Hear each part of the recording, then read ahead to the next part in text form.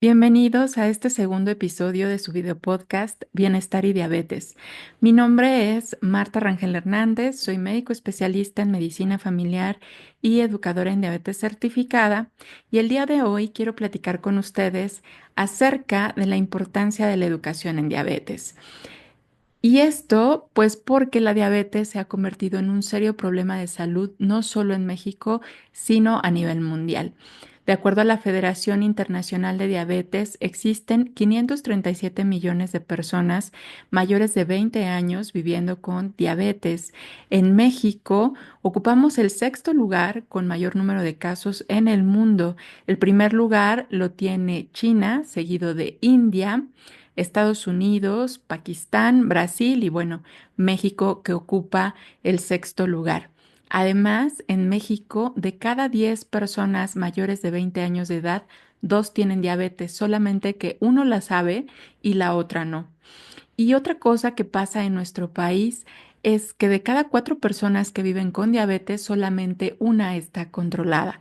Tenemos un alto porcentaje de descontrol y por eso es que han ido incrementando la cantidad de personas con complicaciones propias de la diabetes y su descontrol. Además, existe la condición de prediabetes, en donde se ha visto que el 22.1% de la población mexicana tiene prediabetes, y bueno, pues sabemos que muchas veces no se percatan, sobre todo si no se realizan estudios de manera periódica. Entonces, el día de hoy mi intención es hablar acerca de la educación en diabetes como una herramienta súper poderosa que existe para que no solamente las personas que viven con esta condición, sino también sus familias se vean beneficiadas, en el sentido de que gracias a la educación en diabetes podemos también hacer prevención. Prevención de la aparición temprana de la diabetes, pero también el diagnóstico oportuno, y por supuesto ese diagnóstico oportuno nos va a permitir dar tratamiento de manera temprana, retrasando así la aparición de complicaciones. Entonces, cuando hablamos de educación en diabetes, los educadores en diabetes somos profesionales de la salud que acompañamos a las personas que viven con diabetes y a sus familias en el proceso de desarrollar habilidades y destrezas que les permitan poder tener una mejor gestión de la diabetes en el día a día. Cuando hablamos de educación en diabetes, nosotros trabajamos con 7 comportamientos de autocuidado. Estos 7 comportamientos, no es que uno sea más importante que el otro, todos son un conjunto de engranes que funcionan al mismo tiempo, y que de cada uno de ellos las personas que viven con diabetes tienen que aprender algunas habilidades, destrezas que les van a poder permitir en el día a día la toma de decisiones informadas, logrando así pues la mejor gestión de su condición. Cuando hablamos de estos 7 comportamientos, el primero de ellos es el afrontamiento saludable, que para mí es uno de los más importantes, porque si no hay una aceptación ante el diagnóstico de diabetes, va a ser muy difícil que un paciente o una persona pueda iniciar un programa educativo con la finalidad de modificar sus hábitos, porque al final del día la educación es lo que nos va a favorecer el cambio de hábitos a unos más saludables, que evidentemente van a repercutir de manera positiva en la diabetes de la persona. Entonces, muchas personas viven en la negación y a veces se les hace el diagnóstico y piensan que quizás los laboratorios no funcionan o no sirven, que es un error de laboratorio, o muchas veces las personas tienden a buscar alguna persona que les pueda ayudar a curar la diabetes. Y desafortunadamente, si ustedes buscan a alguien que les prometa que les va a curar la diabetes, van a encontrar, porque tristemente hay personas que se aprovechan de esa esperanza que guardan las personas recién diagnosticadas con diabetes, en ese andar donde quieren encontrar a alguien que les prometa que les va a curar la diabetes, y hay gente que se dedica justamente a eso. Pero pues la realidad es que la diabetes es una enfermedad que se controla, no se cura, y que mientras más tempranamente se inicie tratamiento, pues Eso va a favorecer un buen control y va a retrasar o a evitar la aparición de complicaciones. Otro comportamiento de autocuidado es la alimentación saludable. Cuando hablamos de alimentación saludable, muchas veces las personas que viven con diabetes piensan que existe toda una lista de alimentos que están prohibidos para ellas.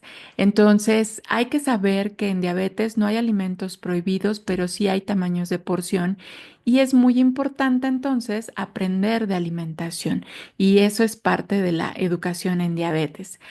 Otro de los comportamientos de autocuidado es la realización de ejercicio.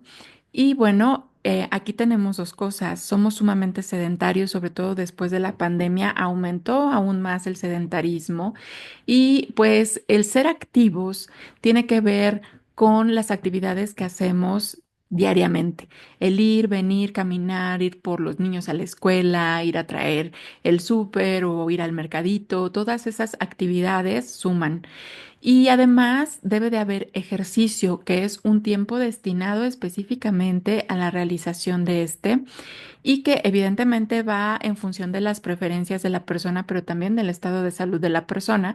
Por ello es muy importante acudir a valoración médica de manera continua.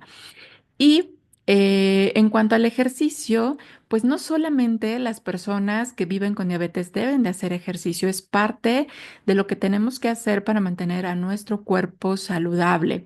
El realizar 30 minutos de ejercicio por lo menos 5 días a la semana es lo básico que debemos de hacer los adultos y los niños y adolescentes deben de hacer por lo menos 1 hora de ejercicio 5 días a la semana y esto es porque como están en proceso de crecimiento, liberan justamente la hormona del crecimiento, que es una hormona contrarreguladora que actúa contrario a la insulina y entonces esa competencia hacen que la insulina de los niños y de los adolescentes no trabaje de manera adecuada y es por ello que se requiere un mayor periodo de ejercicio para evitar justamente la resistencia a la insulina.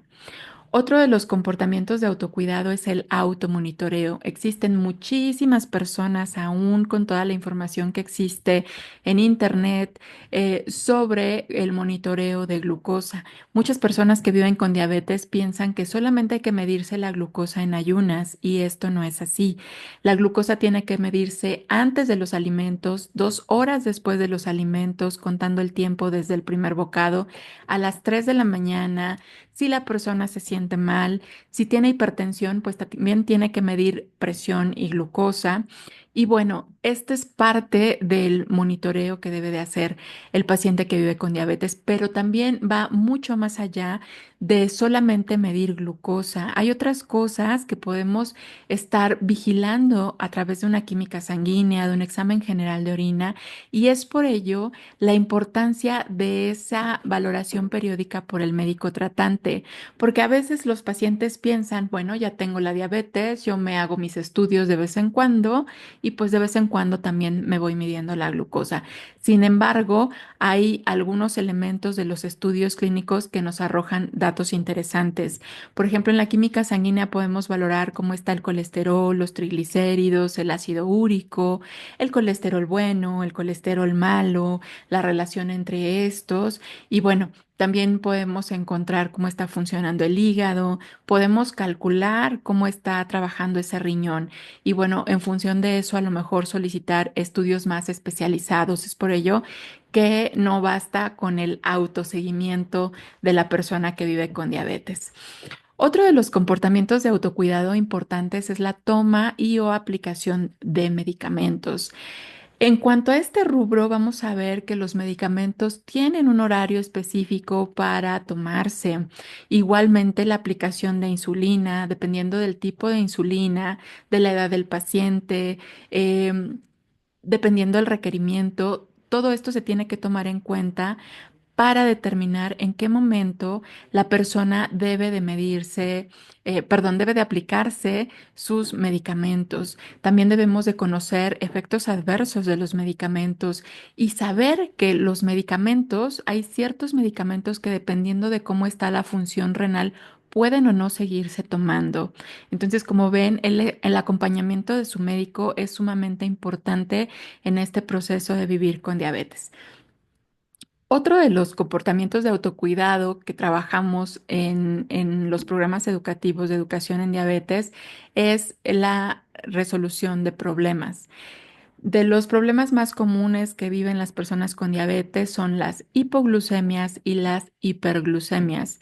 Las hipoglucemias se refiere a cuando bajan los niveles de glucosa por debajo de 70 miligramos por decilitro, se considera una hipoglucemia. Y las hiperglucemias es cuando se elevan los niveles de glucosa en sangre fuera de la meta a la que se llegó de acuerdo con el médico tratante, que debe ser la meta para el paciente. Pero hay condiciones también que pueden hacer que suba la glucosa. En el caso de las personas que tienen alguna enfermedad aguda, además de la diabetes, por ejemplo, una infección de vías respiratorias, una diarrea, una infección de vías urinarias, una quemadura, una cirugía, son situaciones que pueden condicionar la elevación de los niveles de glucosa. Entonces, es muy importante saberlas detectar, pero también saber cómo actuar al momento de que alguna de estas dos complicaciones agudas se llegan a presentar, una hipo o una hiperglucemia. Y el séptimo comportamiento de autocuidado es la reducción de riesgos. Y cuando hablamos de reducción de riesgos, evidentemente es todo lo que tiene que ver en relación a evitar las complicaciones o por lo menos hacer su detección de manera temprana para limitar el daño a órgano blanco. Esto quiere decir al órgano en que se está afectando. Hay que recordar, por ejemplo, que la valoración oftalmológica tiene que ser una vez al año, la valoración por el dentista tiene que ser cada 6 meses, la valoración de la función cardiovascular tiene que ser por lo menos una vez al año. También es importante por lo menos una vez al año valorar la función renal, aunque dependiendo de la función renal del paciente puede elegirse acortar esos periodos de supervisión. También la revisión de pies es muy importante que la haga la persona que vive con diabetes diariamente después del baño y por parte del médico, por lo menos en cada consulta, al menos la inspección y una vez al año. Una exploración completa que incluya el verificar cómo está la sensibilidad, cómo están los reflejos, cómo está la percepción. Todo esto tiene que hacerse por lo menos una vez al año y de igual manera, dependiendo de si es un pie de riesgo o no, vamos a necesitar que esa vigilancia sea de manera más frecuente. Esos son los 7 comportamientos de autocuidado que trabajamos los educadores en diabetes. A mí me gusta mucho agregar un octavo, que es los conocimientos generales de diabetes. Creo que es muy importante que la persona sepa cómo es que funciona ahora el cuerpo presentando diabetes, qué es la resistencia a la insulina y que sepa en qué parte de esa fisiopatología es donde actúa cada uno de los elementos de la educación en diabetes. Como ven, la educación en diabetes es una herramienta fundamental en el manejo de esta condición y ya lo decía el doctor Elliot Joslin, que es considerado el padre de la educación en diabetes, que la educación en diabetes no es parte del tratamiento, es el tratamiento mismo, porque si viéramos el tratamiento de la diabetes en porcentajes, podríamos decir que la aplicación de medicamentos o la toma de medicamentos solamente representan el 20% del tratamiento. Incluso inyectándose insulina solamente es el 20% del tratamiento. El resto del tratamiento tiene mucho que ver con educación en diabetes y todo lo demás que se hace, que nosotros los médicos le llamamos el tratamiento no farmacológico, a todas aquellas acciones que también forman parte del tratamiento sin que necesariamente represente la toma de algún medicamento. Y bueno, continuamos en el mes de noviembre, que es el mes azul, en donde conmemoramos el Día Mundial de la Diabetes. El Día Mundial de la Diabetes fue asignado el 14 de noviembre y eso es porque conmemoramos el natalicio del doctor Frederick Banting, que él junto con Charles Best descubrieron la insulina en 1921. Entonces tomamos ese día para conmemorar el Día Mundial de la Diabetes. Y la representación del Día Mundial de la Diabetes, seguramente lo han visto en redes sociales a lo largo de este mes y lo van a seguir viendo, es un círculo azul que representa el azul del cielo que une a todos los países en donde existen profesionales de la salud trabajando en pro de la prevención, pero también fomentando el control de esta condición de vida. Y también los pacientes que se dedican a justamente a promover estilos de vida saludable en sus casas, en sus personas, en los grupos en donde pueden llegar a tener alguna intervención. Y entonces aquí es un trabajo conjunto de profesionales de la salud, pero pacientes, pero también asociaciones civiles e incluso acciones gubernamentales en cada uno de nuestros países. Entonces, esa es la importancia del mes de noviembre como una concientización acerca de la prevención y un buen control de la diabetes. Y todo esto tiene mucho que ver con la educación en diabetes. A veces hay personas que incluso han vivido gran parte de su vida con diabetes y nunca han tenido contacto con la educación en diabetes. Y bueno, ahora hay que aprovechar todo este tipo de medios en donde hay información fidedigna basada en conocimientos científicos, en donde pueden aprender cosas que se pueden implementar en el día a día para compartir, sobre todo con la familia. Acuérdense que, bueno, si yo vivo con diabetes en casa, a lo mejor yo tengo una responsabilidad con mi condición, pero también hay una responsabilidad muy importante con todos los que vienen atrás nuestro y es importante entonces el promover un estilo de vida saludable que tiene que empezar por nosotros mismos, porque acuérdense que el ejemplo arrastra y entonces si queremos que nuestros niños y nuestros adolescentes tengan una buena calidad de vida cuando sean adultos, es el momento de enseñarles una vida saludable, cómo es esa vida saludable, que el ejercicio tiene que formar parte del día a día, que la alimentación saludable es algo que ni siquiera se tendría por qué pensar, sino simplemente algo que se tendría que hacer. Y bueno, con estas acciones podremos estar seguros de que en un futuro, cuando ellos ya no dependan de nosotros, van a poder hacer lo correcto y por lo menos en esa parte de su salud, porque pues somos seres humanos, somos frágiles, no estamos exentos de que pasen cosas.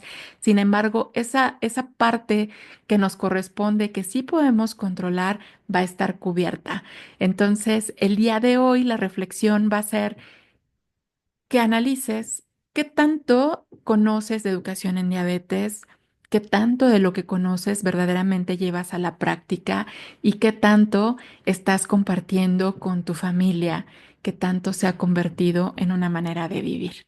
Te dejo esa tarea el día de hoy y nos vemos en el próximo episodio.